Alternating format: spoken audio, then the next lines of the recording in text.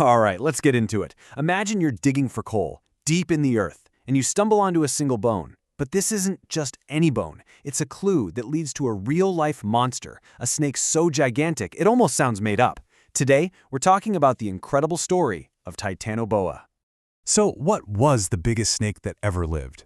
I mean, your mind probably jumps to massive anacondas or pythons, right? But the truth is, something way, way bigger once slithered across this planet. Our story kicks off in a pretty amazing place, the Cerrejón coal mine in Colombia. Now, this isn't your average mine. It's actually the fossilized remains of a huge, swampy rainforest from about 60 million years ago. It's literally a lost world buried deep underground. So during a dig, scientists find this one fossil, and it just stumps everybody. It was enormous. Some folks were convinced it was from an ancient croc. Others guessed maybe it was just a piece of a petrified tree. The only thing they knew for sure was that it was totally bizarre. Well, the mystery finally starts to unravel in 2007. The fossils get sent over to the Florida Museum of Natural History, and that's where everything changes. Paleontologists there started comparing this weird bone to skeletons of modern snakes, and what they realized was just mind-blowing. And this right here shows you just how insane the discovery was. On the left, you've got a vertebra from a huge anaconda, one of the biggest snakes alive. And on the right, that's the fossil from the mine. No doubt about it, it was a snake bone, but it was 3 times bigger. This wasn't just a big snake, this was a titan. Using that single vertebra, scientists could start calculating its size, and the numbers they came up with are just nuts. First off, its length, up to 50 feet. Just stop and picture that for a second. That is longer than a city bus. And it wasn't just long and skinny. Oh no, this thing was incredibly heavy. Titanoboa clocked in at around 1.2 tons. So think of a regular car. That's how much this snake weighed. And to really put that into perspective for you, it was 10 times heavier than the biggest green anaconda we have on the planet today. This discovery didn't just break the record, it absolutely demolished it. They had found, without a doubt, the king of all snakes. So, finding this thing raised a massive question. It wasn't just that it was so big, but how? How on earth did a snake get this enormous? And why don't we see anything like it today? The answer, it turns out, was all about the climate of its world. See, it all comes down to a really simple biological fact. Snakes are ectothermic, cold-blooded. That means, unlike you and me, they can't make their own body heat. They're completely dependent on the temperature of their surroundings to power their bodies. And that is the key. For a cold-blooded animal to grow to such a colossal size, its environment has to be seriously hot. Titanoboa's own body size acted like a giant thermometer, telling scientists that 60 million years ago, its rainforest home was, on average, over 32 degrees Celsius, way hotter than the Amazon is today. Okay, so this constant, blistering heat gave Titanoboa the energy it needed to be a giant. But when you're that big, you need a ton of fuel. So how did a monster like this actually hunt? First, forget all those movie scenes of giant snakes crashing through the jungle.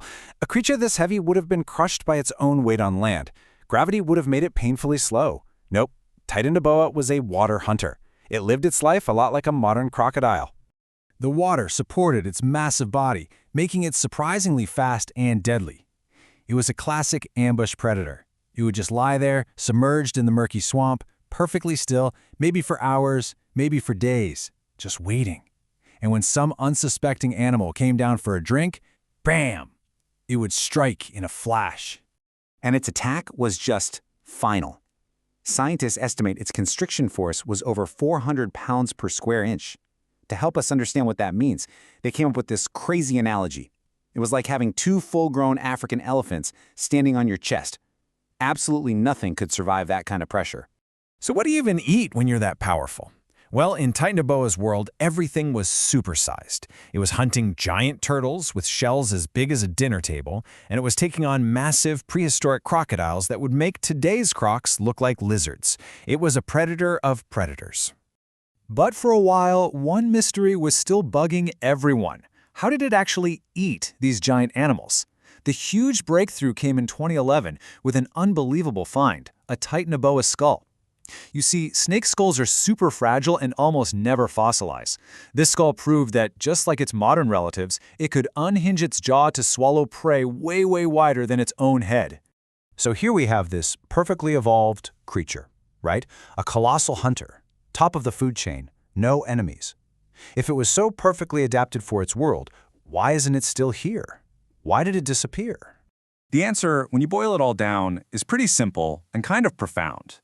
The world that created this monster eventually became the world that killed it. It was built for one very specific environment, and when that environment changed, it just couldn't adapt. What happened was, after that super hot period, the entire planet started to cool down. For Titanoboa, this was basically a death sentence. A cooler world meant a slower metabolism, which meant less energy. At the same time, its favorite hunting grounds, those huge hot swamps, started to dry up. And to top it all off, a new kind of animal, mammals, were starting to take over and compete for food. So the very thing that let it become a giant, that total dependence on extreme heat, that ended up being its fatal weakness. The delicate balance that allowed it to thrive was broken.